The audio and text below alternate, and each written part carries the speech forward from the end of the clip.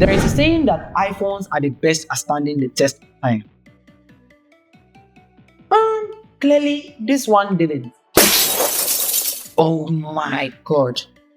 Okay, so we are good, but I'm never trying that again. So this is the iPhone 14 Pro, and it was released back in 2022. Nearly 4 years and 4 generations later, it's clearly not the strongest or fastest iPhone anymore. But the real question is it still worth it to get an iPhone 14 Pro in 2026? Actually, hold on a sec.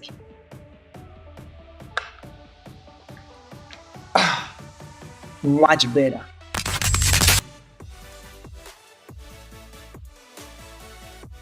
Okay, so the case is on, and honestly, this phone needs it. Not just because of the broken back glass, but because this phone is built like a tank. If you are coming from a newer titanium iPhone like the 15 or the 16, or even the new 17s with the aluminum build, this might feel like you are grabbing a dense brick.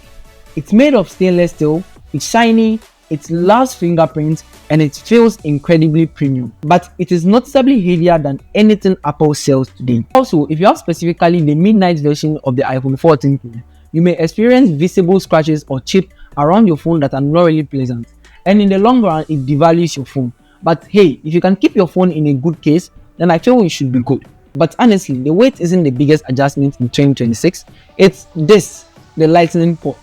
The iPhone 14 Pro was the last Apple phone to use the Apple proprietary connector. In a world where my laptops, my headphones, and everybody else around me's devices are using a USB-C, using a Lightning port is a painful choice. You are going to be the type that gets frustrated if you don't carry your charger along because nobody is going to have a Lightning port to give you. Eventually, this isn't a deal breaker because if you can remember to carry your charger along every time, every day, and not forget it even once, you should be good. So if you can get past the cable hunt, physically, this thing aged like fine wine. This was the phone that gave us the dynamic island, and honestly, in 2026, it works exactly the same way it does on the newest iPhones.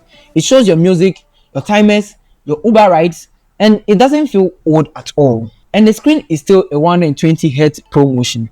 If you buy a standard iPhone 15 or 16 today, you will still not get that. Honestly, once you see a 120Hz, you can't unsee it. But pretty screens are useless if the phone is slow. Inside here is the A16 Bionic chip, and in 2026 terms, you will be wrong if you think this is an old-fashioned tech. Thanks to the new iOS 26 update, this phone feels weirdly fast. Apple's new liquid glass UI has all these depth effects and translucent layers, and honestly, the A16 eats it up.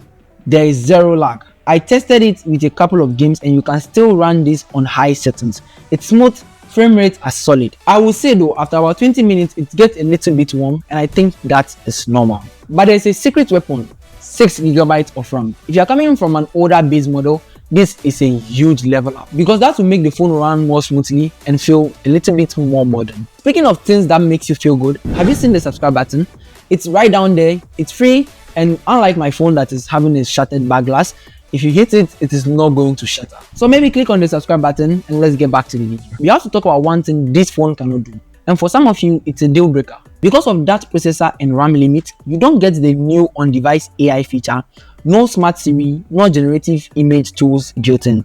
You probably shouldn't care because there is ChatGPT and Gemini all around to help you do that stuff. And where Apple Intelligence has been advertised for over 2 years now, I rarely see anybody make good use of it because it just doesn't work. Also, no Wi-Fi 7, and the 5G is technically slower than the iPhone 17. Unless you are comparing it side to side, you are never going to notice the difference because the one on the iPhone 14 Pro is quite good. Now, the cameras. This was the first iPhone to drop the 48-megapixel sensor, and that means in daylight, it still trades blue with the iPhone 17. Photos are crisp, and for creators, you still have the action mode for stable video and 4K cinematic mode. And the video quality is still pretty much unmatched by most of the Androids. The only limitation is the zoom. You only get up to 3 times optical zoom. The newer Pro models have moved to 5x. If you're at a concert, you are gonna miss that range, but for portraits, 3x is actually the sweet spot. Finally, the hard truth, the battery.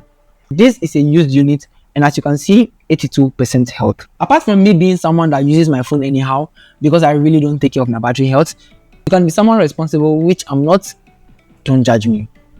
Now in 2026 with a degraded battery, it is not going to last you all day long, especially if you are using it for heavy gaming and some heavy features. But generally, for people watching this video, I would advise to just get a swap or get a new phone when you feel your battery health is getting worse.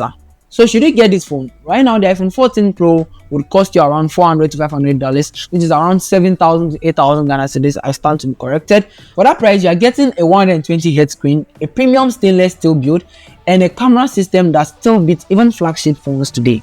If you can live with the weight and you can live with the lightning cable, this is the best old flagship to get in 2026. But maybe you don't want a used phone with a shaded back glass like mine, or maybe you're not just generally interested in flagship phones. I actually created a video talking about the best brand new budget phones you can get in 2026, and if you love them, you can just check them right here.